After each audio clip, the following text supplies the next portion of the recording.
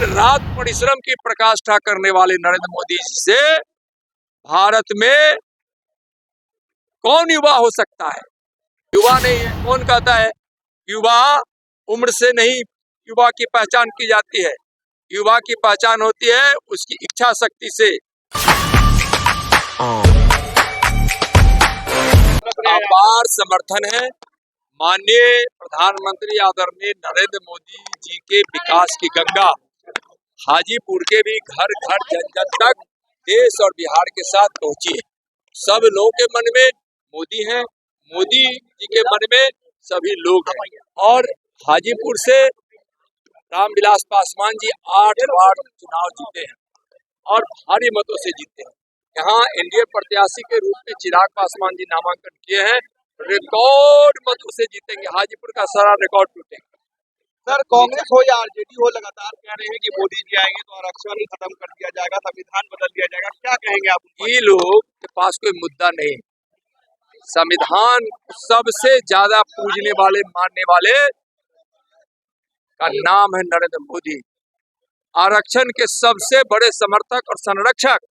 इस प्रकार से उन्होंने ओबीसी आयोग को संवैधानिक दर्जा देकर किया है और सामान्य वर्ग को भी 10% दिया है।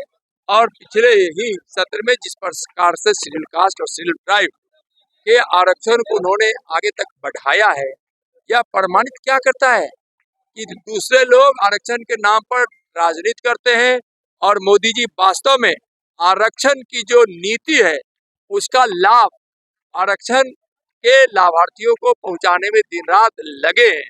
आप देखे होंगे कि प्रधानमंत्री आदरणीय नरेंद्र मोदी जी के बनने से पहले 2014 से पहले बहुत सारी सरकारी संस्थाओं में भी बहुत ऐसे जगह पे जहां आरक्षण का लाभ उनको नहीं मिल रहा था, उस जगह भी बड़े बड़े शैक्षणिक स्थानों से लेकर यूनिवर्सिटी से लेकर अन्य जगहों पर मिला है।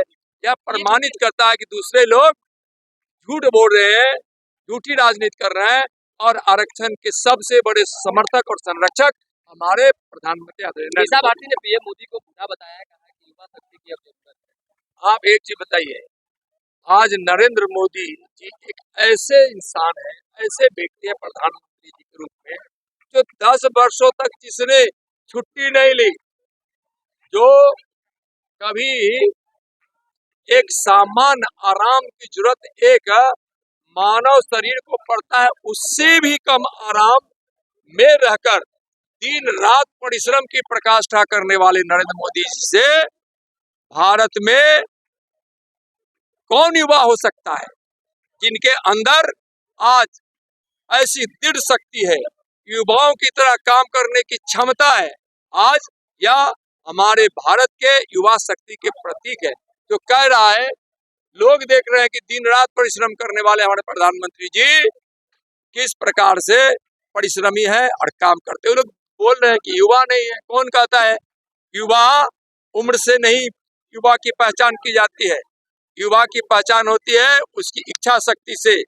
24 घंटे में कितना काम वह व्यक्ति करता है, इससे कितना परिश्रम करता है, इससे परिश्रम की प्रकाष्ठा और इच्छा शक्ति के धनी और सेवा करने के लिए दिन रात 24 घंटे में जो कम समय जो एक औसतन व्यक्ति को आराम की जरूरत होती है उससे भी बहुत कम करके आज दिन रात लगे हैं।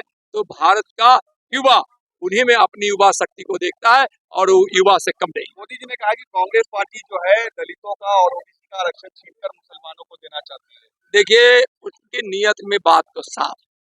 पहले भी उन्होंने आरक्षण में धर्म के आधार पर आरक्षण देने की बात कांग्रेस आरजेडी हमेशा करती रही और उसकी नियत में हमेशा रही है कि हम आरक्षण का प्रावधान जो संविधान में किया गया है बाबा साहब अम्बेडकर जी के द्वारा और संविधान के द्वारा जो आरक्षण का व्यवस्था है उसमें वह समावेशित करना चाहते हैं उस व्यक्ति को, क्योंकि धर्म के नाम पर आरक्षण नहीं हो सकता। तो जो धर्म के नाम पर आरक्षण की व्यवस्था नहीं है, अगर धर्म के आधार पर आरक्षण देने की बात वह कर रहे हैं तो यह क्या है? जिनके लिए आरक्षण बना है उनके हकमारी हो जाएगी। और आज धन लेने की बात कर रहे हैं, संपत्ति को हड़पने की बात कर रहे हैं। और उन्हीं के प्रधानमंत्री पहले बोल चुके हैं 2014 के पहले कि संपत्तियों पर अधिकार अल्पसंख्यकों का पहला है। तो आज संपत्ति के कानून लाकर क्या करेंगे? संपत्ति लोगों का हड़पेंगे और तुष्टीकरण के तहत कुछ लोगों को खुश करने के लिए उसमें बांटेंगे।